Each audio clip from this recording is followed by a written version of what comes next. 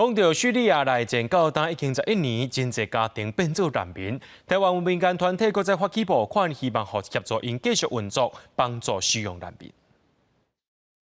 也披记录叙利亚甲土耳其俘虏儿童伫土耳其边境的台湾瑞伊汉力世界公民中心上课的情景。这个中心收容我500个难民，日期工程完成后，即马需要物资维运费用。然后我们已经帮过了超过500位的当地的家庭，因为主要呢我们是做妇女培力，让妈妈有一个工作机会，小朋友就上得了学，吃得了饭。叙利亚内战到达已经11档，7档前台湾政府官工订款，要起教室予儿童难民读册。伫台湾出世读大学，后来伫土耳其教册的建筑学者求政府，进前参谋资公司发起募资计划，进一步建伫台湾中心日期工程，予难民通紧急安置，提供就业计划。现场嘛有当地妇女做的编织品用来补助家庭代工的观念，用一个非常劳力密集，而且是高技术性的编织打毛线，然后结合当地的艺术家的工艺，